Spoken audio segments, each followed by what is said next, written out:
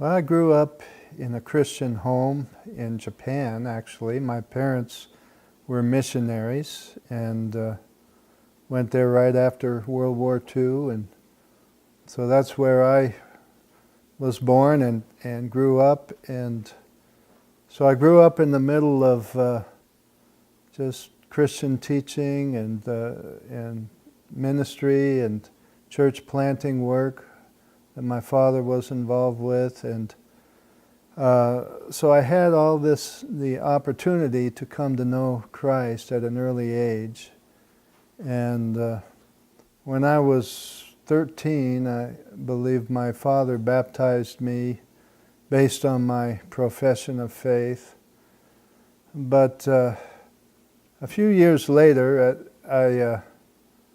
I got into those years that are very easy for some of us to rebel against authority, and I really entered into a stage of life where I had real trouble with authority. At the time, I was going to a Christian school, boarding school, and got into all sorts of trouble and was expelled from the school.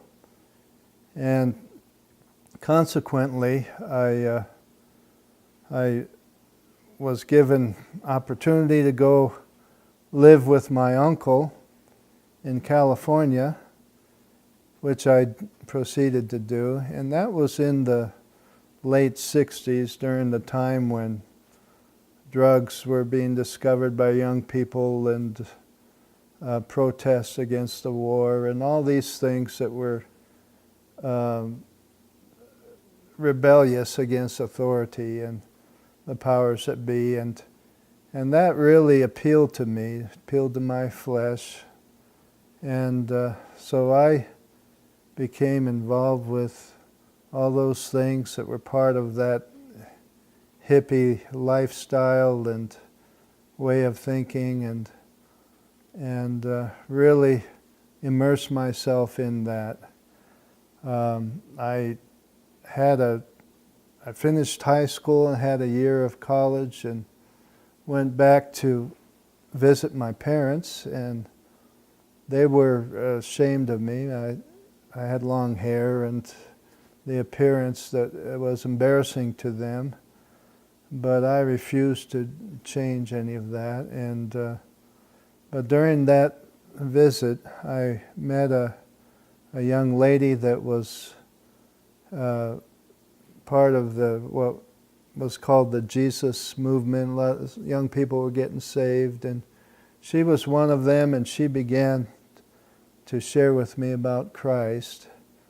And she asked me the question if I was a Christian, and I said, I don't know, I guess I'm one.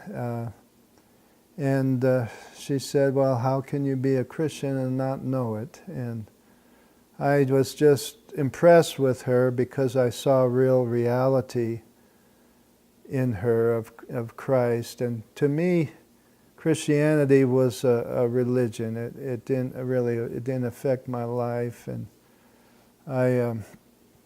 so after spending some time with this girl, and she encouraged me to pray to receive Christ, and I did that, and then I told my father that I wanted to learn the Bible, and he suggested that I go to Bible school, and he suggested I go to Multnomah School of the Bible, which is in Portland.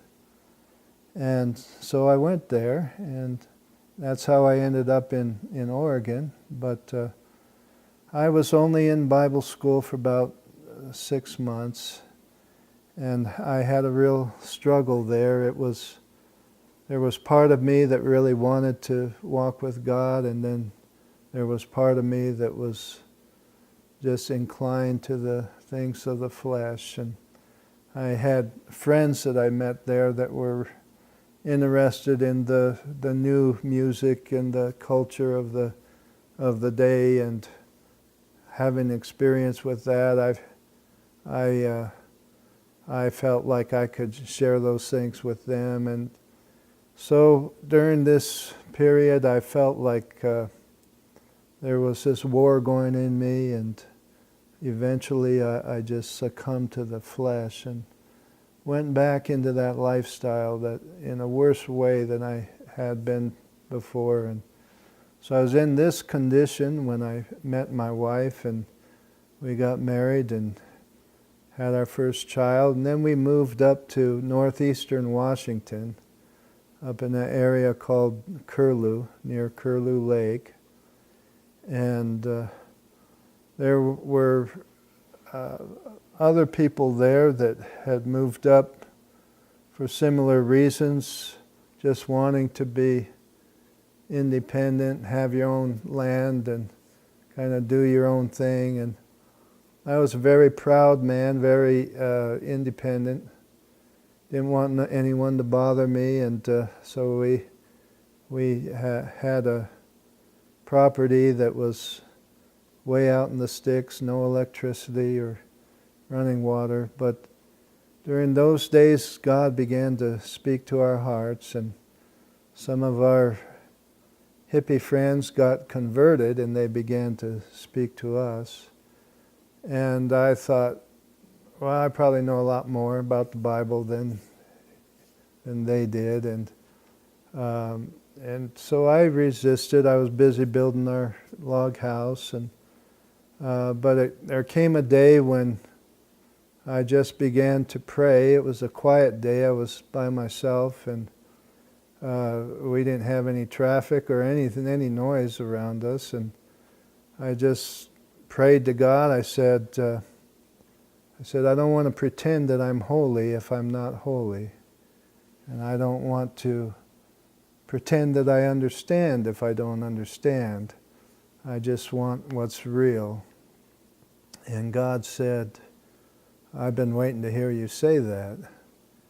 And that was a real turning point in my life.